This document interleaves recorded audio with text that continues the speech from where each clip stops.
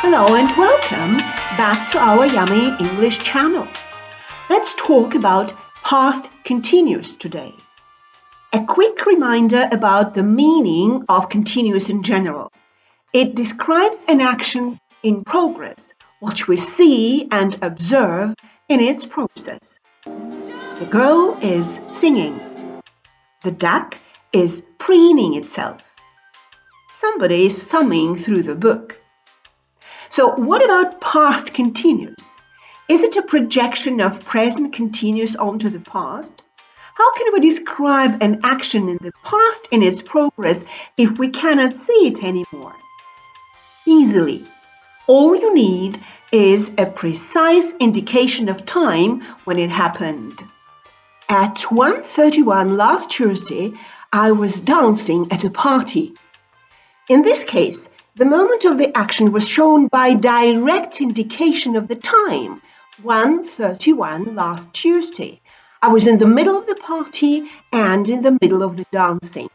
So, if there exists a precise indication of the time of the action in the past, then most probably you must use past continuous tense.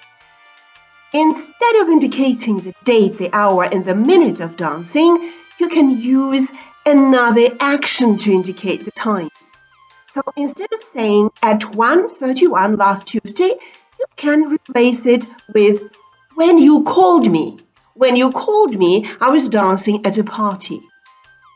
When you called me at 1:31, they are both time indicators saying when exactly I was dancing. You can say, you couldn't see me in the swimming pool yesterday afternoon because I was cooking dinner at that time. I was cooking dinner precisely at the moment when you thought that you saw me in the swimming pool. Well, that was the first meaning of past continuous, connecting an action to a precise moment in time. This precise moment may be indicated by directly saying what time it was, or by referring to another action. So, past continuous is often used with expressions of time that define the time of an action very carefully. At 6 o'clock in the evening, at that time, or when something else happened. But there is a big but here. If you see a precise time indicator, it does not automatically mean that you need to use past continuous. Remember two magic words connected with any continuous tense, present, past, or future. These magic words are progress and process.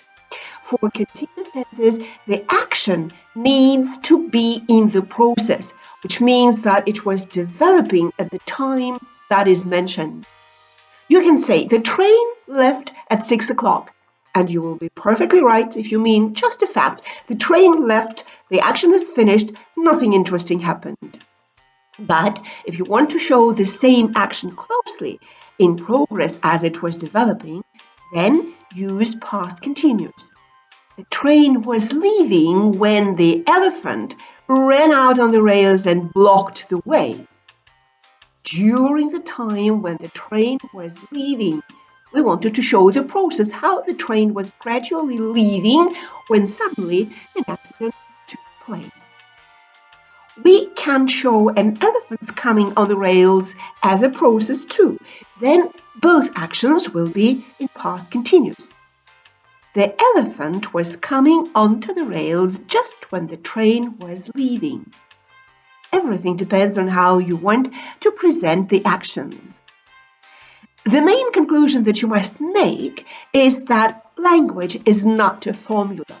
One and the same idea can be expressed in different ways depending on how you feel about it.